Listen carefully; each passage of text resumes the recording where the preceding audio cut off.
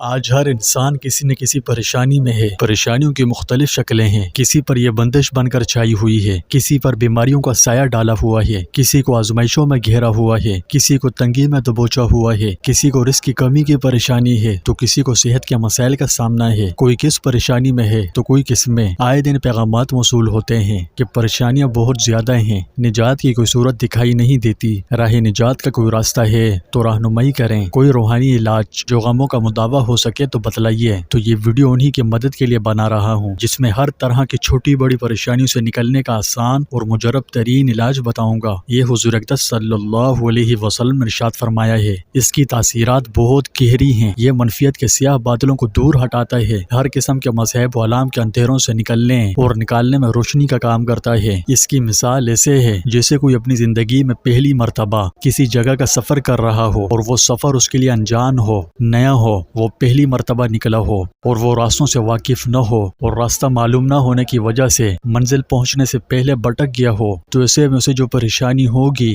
وہ آپ بخوبی محسوس کر سکتے ہیں۔ اس پریشانی سے نکلنے کے لیے اسے جو چیز مدد دے سکتی ہے وہ ہے کسی سے صحیح راستے کی رہنمائی لینا۔ جب اسے صحیح راستہ معلوم ہو جائے تو وہ بڑی آسانی سے منزل مقصود تک پہنچنے میں کامیاب ہو جائے گا۔ یہی حال استغفار کا ہے، یعنی یہ دنیا ایک سفر ہے، ہماری منزل جنت ہے۔ ہم دنیا کے سفر سے گزر کر جنت میں اس وقت تک نہیں پہنچ سکتے جب تک ہمیں جنت کا راستہ معلوم نہ ہو، اور صاف ہے کہ راستہ پتہ نہ ہونے پر ہم صرف بھٹکتے رہیں گے، لیکن اگر راستہ معلوم ہو تو جنت کا داخلہ یقینی ہے۔ اب سوال پیدا ہوتا ہے کہ یہ راستہ ہم کہاں ڈھونڈیں، کون بتائے گا، ہے نا؟ گھبرانے کی کوئی بات نہیں، اس کا جواب آپ میں سے بہت سارے لوگ جانتے بھی ہوں گے، اور جو نہیں جانتے انہیں بتانا چاہتا ہوں کہ جنت کا راستہ یعنی جنت کا داخلہ نصیب ہونا صرف اللہ کے نازل کردہ دین میں ہے۔ اس میں جہاں آخرت میں رشد و ہدایت کار فرما ہے، وہیں دنیاوی امور میں بھی انسانوں کی مکمل رہنمائی کی گئی ہے۔ جس طرح دین اسلام کا مقصد آخرت میں انسانوں کو سرفراز و سربلند کرنا ہے، اسی طرح اللہ تعالیٰ نے یہ دین اس لیے بھی نازل فرمایا کہ انسانیت اس دین سے وابستہ ہو کر آخرت کے ساتھ دنیا میں بھی خوشبختی اور سعادت مندی کی زندگی بسر کرے۔ اس دین میں جو چیزیں اہم ترین مقام و اہمیت رکھتی ہیں ان میں سے ایک استغفار بھی ہے۔ استغفار بھٹکوں ہوں کو راہ راست پر لاتا ہے، زندگی کے سفر میں رہنمائی کرتا ہے۔ میں آپ کو الجھانا نہیں چاہتا، بس اتنا سمجھ لیجئے کہ اللہ سبحانہ و تعالیٰ نے استغفار میں فوائد و برکات کے خزانے رکھ دیے ہیں۔ یہ انسانی زندگیوں میں برکات اور رحمتوں کے دروازے کھول دیتا ہے، ان کا رخ آپ کی جانب موڑ دیتا ہے۔ میں یہ عرض کر رہا تھا کہ مجھے بہت سے دوست احباب کے پیغامات موصول ہوئے جن میں انہوں نے کہا کہ زندگی میں پریشانیوں نے ڈیرے ڈال دیے ہیں اور پیچھا چھوڑنے کا نام ہے کہ لے ہی نہیں رہی۔ ان سے نجات پانے اور اپنا پیچھا چھوڑانے میں رہنمائی فرمائیں تو ان کی اس بات پر سوچا کہ سب کو الگ الگ جواب دینے میں بہت ٹائم خرچ ہو جائے گا، اس لیے کیوں نہ عام فہم انداز میں ایک جامع ویڈیو بنا دوں تاکہ ان کے ساتھ ساتھ میرے ان تمام دیکھنے اور سننے والوں کا بھی بھلا ہو جائے جو پریشانیوں اور مصائب کا سامنا کر رہے ہیں۔ ناظرین، اللہ سے اپنے گناہوں کی معافی مانگنے کا ایک سادہ سا عمل یعنی استغفار آپ کی زندگی میں بڑی گہری تبدیلیوں کا باعث بن سکتا ہے۔ ہم میں سے اکثر لوگ سمجھتے ہیں کہ استغفار محض استغفر اللہ پڑھنے کا نام ہے، جبکہ حقیقت میں یہ اسرار الہیہ کا خزانہ ہے۔ استغفار میں ایسی عجب روحانی طاقت مخفی ہے جو آپ کی زندگی میں انقلاب لانے کی بھرپور صلاحیت رکھتی ہے۔ اگر آپ کو اس کی روحانی طاقت عطا ہو گئی تو اس کی خفیہ طاقت آپ کو روحانی بلندیوں پر پہنچا کر آپ کی زندگی کو بدل کر رکھ دے گی۔ مزید بات کرنے سے پہلے میں چاہتا ہوں کہ آپ اپنی توجہ یہاں وہاں سے ہٹا کر صرف میری باتوں پر رکھیں۔ آپ اس کے بارے میں ذرا سوچیں کہ کتنی بار توبہ و استغفار کرتے ہیں۔ کیا یہ محض ایک رسم ہے یا کوئی منتر یا وظیفہ، یا اس میں کوئی گہرا راز مخفی ہے یا کچھ اور؟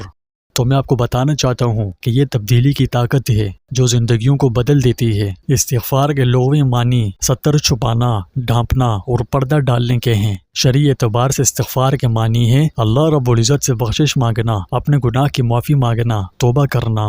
جب اللہ سبحانہ و تعالیٰ کسی مجرم و خطا کار کو اپنی مغفرت سے نواز دے تو حقیقت میں اللہ رب العزت نے اس انسان کے جرم کو اپنی رحمت سے ڈھانپ لیا، اس کے جرم و خطا پر سزا دینے کے بجائے اس پر اپنے رحم و کرم کا پردہ ڈال دیا اور اس کے نامہ اعمال میں اس جرم کو شمار نہ کرتے ہوئے اسے اس طرح مٹا دیا جیسے وہ جرم و خطا اس سے سرزد ہوئے ہی نہ ہوں۔ یہ ہے طاقت استغفار کی۔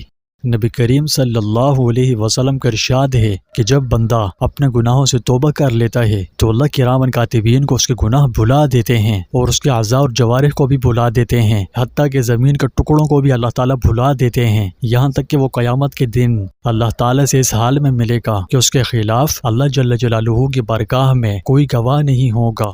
آسان الفاظ میں یوں کہہ سکتے ہیں کہ اللہ کریم نے اپنی صفت عفو درگزر سے کام لیتے ہوئے کیے جانے والے جرائم پر مجرم کی گرفت کرنے کے بجائے اسے معاف کر دیا۔ لفظ استغفار سے معلوم ہوتا ہے کہ ہر سرزد ہونے والا جرم اور گناہ قابل گرفت اور موجب عذاب و سزا ہے۔ ہاں یہ الگ بات ہے کہ اللہ جل جلالہ محض اپنے لامحدود فضل و کرم کے سبب کسی بھی جرم و خطا کو نظر انداز کرتے ہوئے اس کی پردہ پوشی فرمائے اور اپنے خطا کار بندے پر عفو و رحم کرتے ہوئے اسے معاف کر دے اور بخش دے۔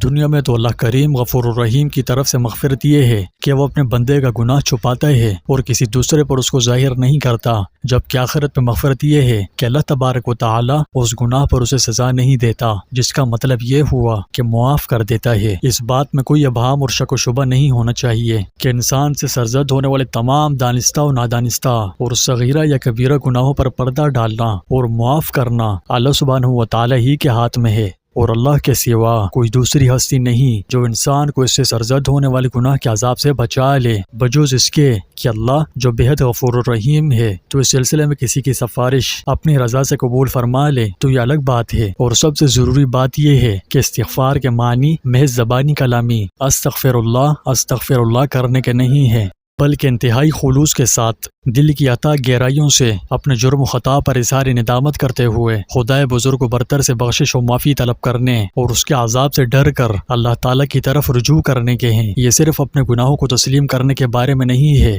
یہ معافی کی عاجزانہ درخواست ہے جو اللہ کے ساتھ بندے کے تعلق کا اہم پہلو ہے۔ قرآن مجید سورہ زمر آیت نمبر 53 میں اللہ تعالیٰ فرماتا ہے، جس کا مفہوم ہے کہ اے میرے بندوں جنہوں نے اپنی جانوں پر زیادتی کی ہے، اللہ کی رحمت سے مایوس نہ ہو، بے شک اللہ تمام گناہوں کو بخش دیتا ہے، بے شک وہ بخشنے والا رحم کرنے والا ہے۔ قرآن مجید میں جا بجا استغفار کے فضائل بیان ہوئے ہیں، یہ بار بار استغفار کی اہمیت پر زور دیتا ہے۔ نبی کریم صلی اللہ علیہ وسلم جو تمام گناہوں سے بالکل معصوم انسان تھے، آپ سے کبھی بھی کوئی گناہ کا کام سرزد ہو ہی نہیں سکتا تھا، پھر اس کے باوجود کثرت سے استغفار کرتے، جیسا کہ سنن ابو داؤد کی حدیث نمبر 1515 میں ہے۔ رسول اللہ صلی اللہ علیہ وسلم نے فرمایا کہ میرے دل پر غفلت کا پردہ آ جاتا ہے، حالانکہ میں اپنے پروردگار سے ہر روز 100 بار استغفار کرتا ہوں۔ حضور نبی کریم صلی اللہ علیہ وسلم کی سنت ہے کہ آپ دن و رات میں 70 مرتبہ سے زیادہ یا 100 مرتبہ اللہ سے استغفار کرتے تھے۔ یہ امام الانبیاء حضرت محمد رسول اللہ صلی اللہ علیہ وسلم کی حالت تھی، جبکہ آپ گناہوں سے پاک و صاف انسان تھے۔ اللہ تعالیٰ نے آپ کے اگلے اور پچھلے سارے گناہوں کو بخش دیا تھا، اس کے باوجود آپ استغفار کا اہتمام فرماتے تھے۔ یہ در حقیقت ہمارے لیے پیروی کرنے کے لیے ایک طاقتور مثال قائم فرمائی ہے۔ ویڈیو کے آخر میں آپ سے نہایت ہی مدبانہ گزارش ہے کہ اللہ تعالیٰ کے 99 ناموں میں سے کوئی بھی نام جو آپ کو اچھا لگتا ہو کامنٹ باکس میں ضرور لکھیں۔ اگر زیادہ لکھنا نہیں آتا تو صرف اللہ لکھ کر ٹائپ کر لیں، پڑھنے والا جب تک پڑھے گا آپ کو مفت میں ثواب ملتا رہے گا۔ اللہ تعالی ہم سب کا حامی و ناصر ہو۔